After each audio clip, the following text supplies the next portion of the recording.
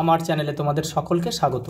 আজ আমরা class 3 রায়াড Martin প্রশ্নবিচিত্রা থেকে পরিবেশের তৃতীয় পর্যায়ক্রমিক মূল্যায়নের 6 নম্বর স্কুল সলভ করব।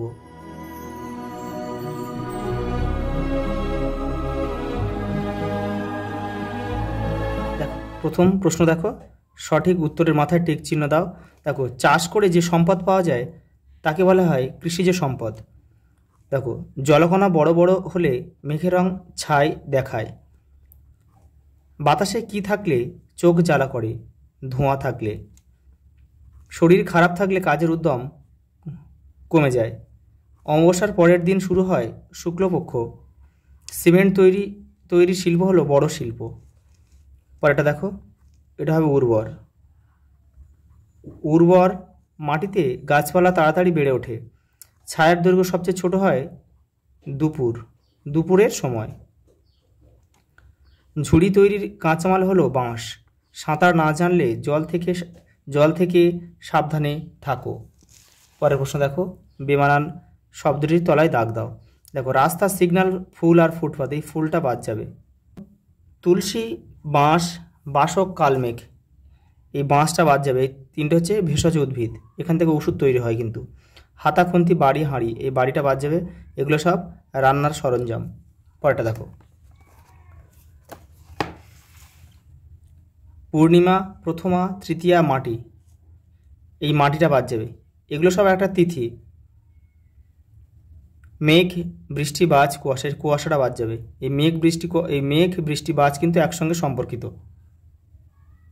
পরের প্রশ্ন দেখো, দিগন্ত রেখার অপর নাম কি? দিক চক্ররেখা। প্লাক দেখার সময় কি ব্যবহার করা উচিত? টেস্টার। অমাবস্যার কতদিন পর পূর্ণিমা আসে? 15 দিন পর। পরের প্রশ্ন দেখো, বাড়ি তৈরি করা কোন শিল্প? নির্মাণ শিল্প। রাস্তার ধারে কল খোলা থাকলে কি করা উচিত? বন্ধ করে দেওয়া উচিত। পরের প্রশ্ন দেখো, ঠিক ভুল। দেখো, বাজ পড়লে লম্বা গাছের নিচে থাকতে নেই, ঠিক। শরীর সুস্থ রাখতে হলে নিয়মিত ব্যায়াম করতে হবে, এটাও ঠিক। ব্যবহৃত কাগজ পুনরায় কাগজ শিল্পে ব্যবহার করা হয়, এটাও ঠিক। দেখো, পরেরটা কি বলছে? পূর্ণিমার সন্ধ্যায় চাঁদ ঠিক পূর্ব আকাশে ওঠে, এটাও ঠিক। জেব্রা ক্রসিং দিয়ে রাস্তা পার হওয়া উচিত নয়, এটা ভুল। দেখো, পরেরটা কি বলেছে? দেখো, বাম স্তম্ভ ডান স্তম্ভ মেলাতে হবে। ভিজে জামা কাপড় পরলে দেখো সর্দি ও গলা খুসখুস করতে পারে, এটা হবে তোমার ক লিখতে হবে। এটা কেউ তীর চিহ্ন দিয়ে কিন্তু মেলাবে না।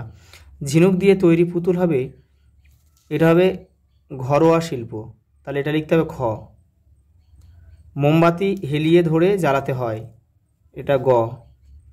বনের গাছপালা প্রাকৃতিক সম্পদ, ঘ। আর মোটরবাইক চালানোর সময় হেলমেট ব্যবহার করতে হবে। পরেরটা দেখো, কুটির শিল্প কাকে বলে? বাড়িতে বসে যেসব কাজ করা হয় সেগুলোকে কুটির শিল্প বলে, যেমন ঝোড়া তৈরি, মাদুর বোনা, কাঁথা সেলাই প্রভৃতি। পরেরটা দেখো, বাগিচা সম্পদ কাকে বলে? উদাহরণ দাও, দেখে নাও। পরেরটা দেখো, বৃষ্টির জলকে কি কি কাজে ব্যবহার করা যায়? বৃষ্টির জল সংরক্ষণ করে কিন্তু রান্নার কাজে, থালা বাসন মাজা, জামা কাপড় কাচা এবং চাষের কাজে কিন্তু ব্যবহার করা যায়। আকাশে 7 রঙের ছটা কীভাবে তৈরি হয়? দাও, তোমাদের বইয়ের 127 নম্বর পেজে উত্তরটা রয়েছে। এই যে দেখো, এখান থেকে লিখতে হবে। ছোট ছোট জলের ফোঁটার ওপর সূর্যের আলো পড়ে, সেগুলো থেকে 7 রঙের আলো চোখে আসে, এভাবেই আকাশে ওই রঙের ছটা তৈরি হয়। পরের প্রশ্ন দেখো, ছায়াপথ কি? 120 নম্বর পেজে উত্তরটা রয়েছে, দেখে নাও। এই যে এখান থেকে লিখবে, কখনো কখনো আকাশের একদিক থেকে অন্যদিকে অবধি একটা আবছা আলোর আভা ছড়িয়ে আছে দেখতে পাবে, এই আবছা আলোর আভাটাই হলো ছায়াপথ। ছায়াপথে বড় বড় অনেক তারা থাকে, এই পর্যন্ত লিখবে। দেখো, গাছ থেকে পিঁপড়ে ও মৌমাছি কি কি পেতে পারে? দেখো, গাছ থেকে পিঁপড়েরা কি আগে কি খাদ্য, প্রথমত খাদ্য, আর কি বাসস্থান, দুটোই কিন্তু পেতে পারে।